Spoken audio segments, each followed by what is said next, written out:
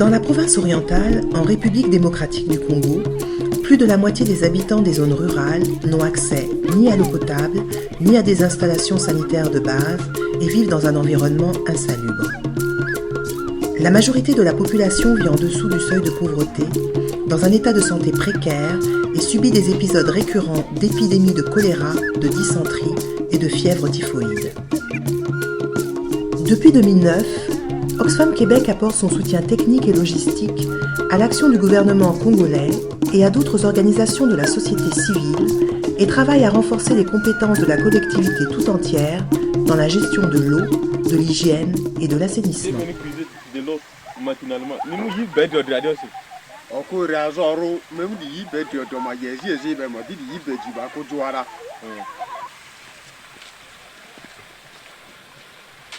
Je m'appelle Matondo, je suis le sobriquet de MTD.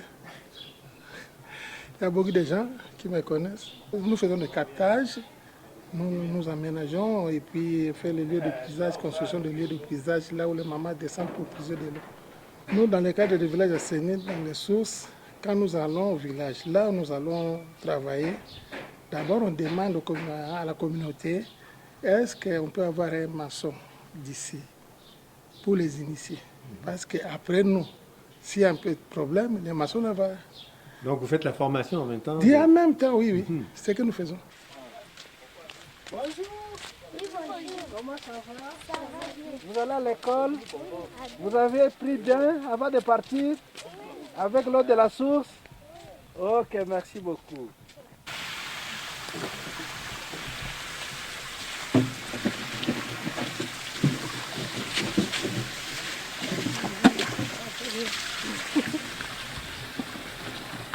L'aménagement d'une source d'eau potable bénéficie premièrement aux femmes et aux filles, principales responsables de la collecte d'eau. C'est pourquoi les femmes seront sondées sur leurs besoins spécifiques lors des enquêtes CAP et contribueront à la définition et à la configuration des ouvrages.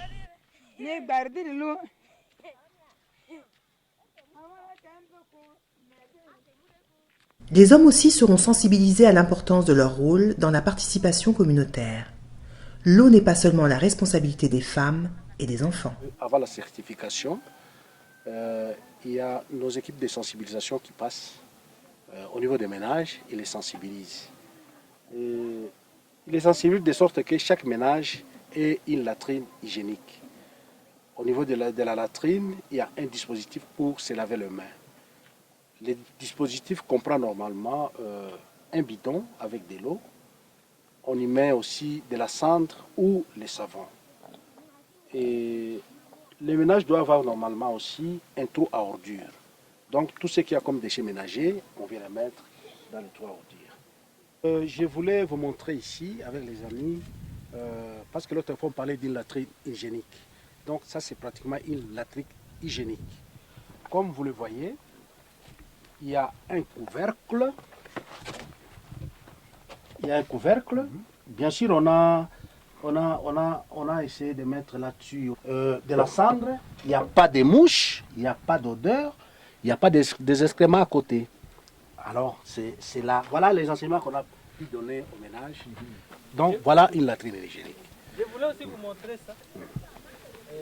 La signification de ce truc ici. Oui. C'est-à-dire là, si vous voyez que c'est fermé comme ça, c'est-à-dire là, il y a quelqu'un là-dedans. Oui. Ah, bien. Et si c'est ouvert, c'est-à-dire là, vous pouvez entrer librement. Ici, c'est une découverte vraiment. Il y a un dispositif pour laver les mains qui est spécial. Comme vous avez vu là, on a essayé de couler un béton et mettre là-dessus un bidon avec un robinet. Comme ça, les bidons là, on ne peut pas les voler. Parce que souvent, quand on met un dispositif de laver les mains, on peut voler les petits bidons là où on met de l'eau dedans. Mais ça ici, c'est condamné, il n'y a pas moyen de voler. Voilà.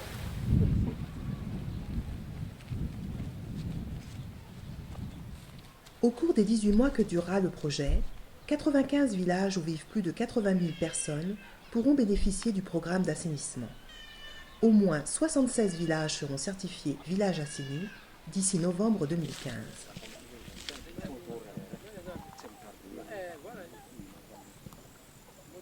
Comme on est en train d'observer, ça c'est la source non aménagée.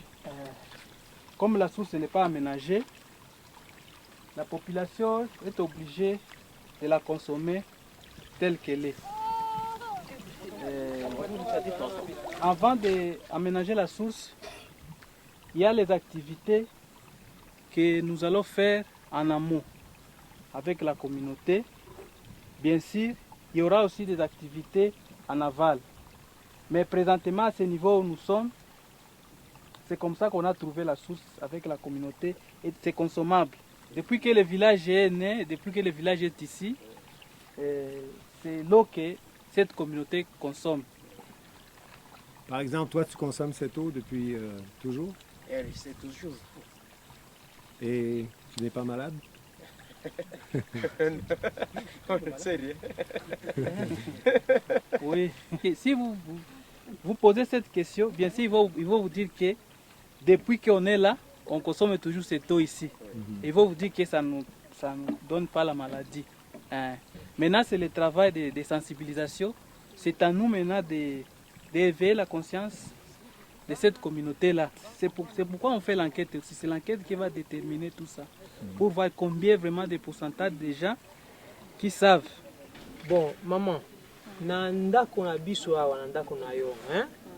Oki koyebisa biso moza bato boni. Kati ya ndako de motie basi.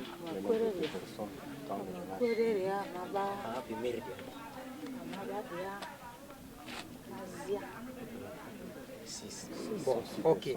Nini nde tiaka moto azwi diarrhée ou bien libumu kosuwa? Epi ozala nini? Engango. Misiria. Azo engapi ba yepi diarrhée diledi enga nyaka bani atani mbako dia. Lata quoi. Avec l'enquête qu'on a menée ici, nous sommes déjà dans les 18 ménages.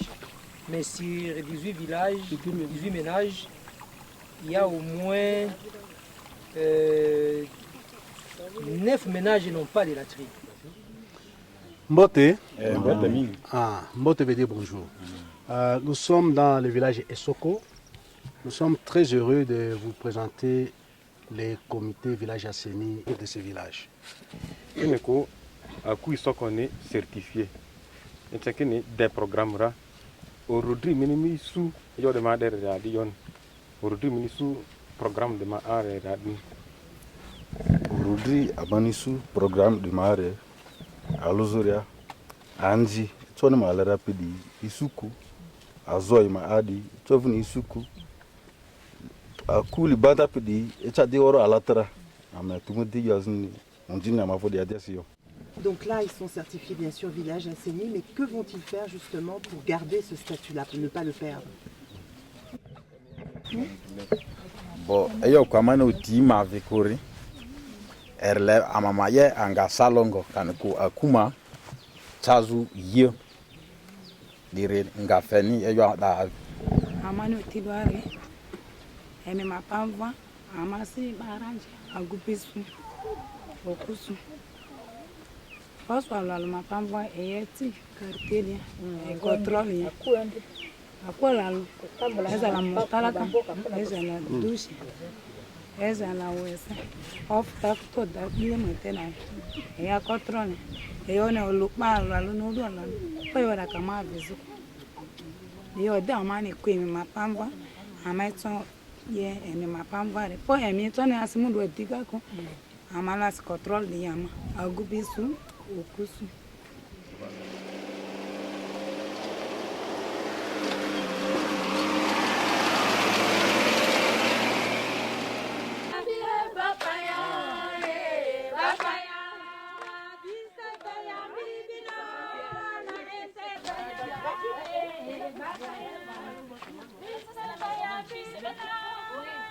Donc pourquoi Fonds de développement durable? Aussi, ce FDD a permis d'appuyer 20 groupements de femmes dans la mise en place d'activités génératrices de revenus pour pouvoir cotiser à la caisse d'eau. Il faut savoir que toutes les infrastructures qu'Oxfam met en place, à un moment donné, elles vont être brisées, il va falloir les rénover, les réparer, les améliorer et il faut que la communauté ait les moyens de le faire. Donc, des moyens, c'est des ressources financières. on implique les femmes et aussi que les femmes puissent avoir des ressources financières, puissent pouvoir les contrôler et puissent pouvoir aussi avoir un poids dans la décision dans toutes ces actions qui sont mises en place par la communauté. Donc pourquoi Fonds de développement durable?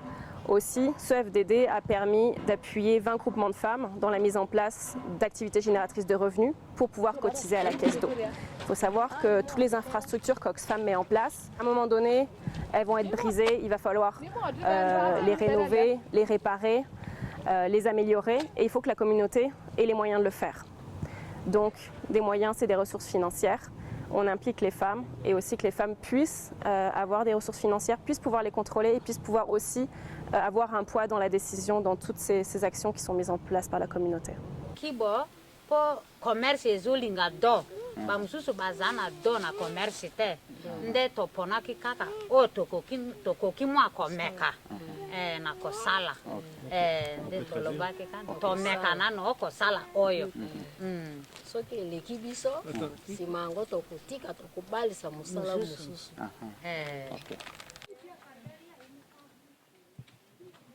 Donc école et village assaini, grosso modo, c'est l'hygiène-assainissement.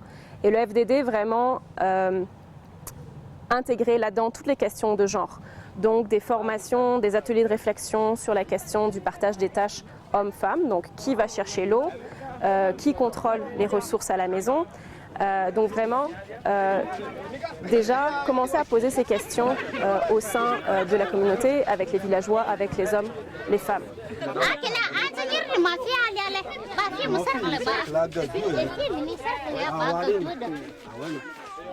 Les petits enfants ne se laissent pas, ils veulent être à l'intérieur. Alors je vais répéter les règles. Donc là on a fait 2 cercles. Au milieu vous regardez le cercle qui est à l'extérieur.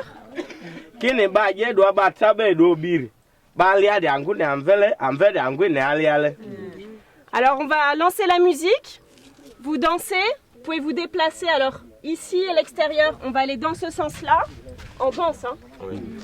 Et le groupe qui est au milieu, il danse aussi, mais il va tourner dans ce sens-là. Ok?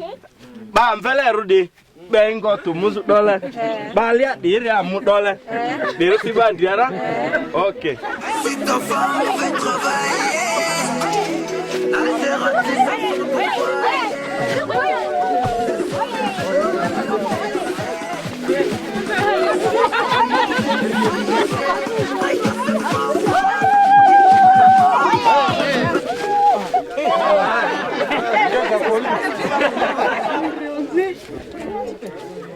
L'augmentation du pouvoir des femmes signifie nécessairement une perte de pouvoir pour les hommes.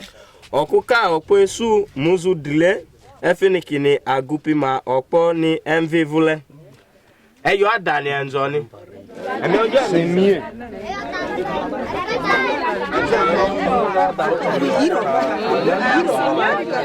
Comment ça?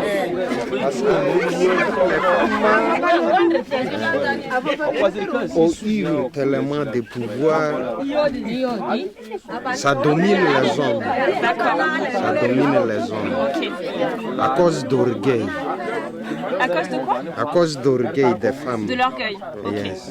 Donc quand les femmes prennent le pouvoir, elles prennent le pouvoir sur les hommes. C'est ça? Oui. Donc c'est toujours une balance.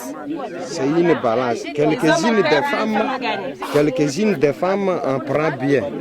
Mais les autres, pour question d'orgueil, évoluent mal. Et vous, madame, qu'est-ce que vous en pensez?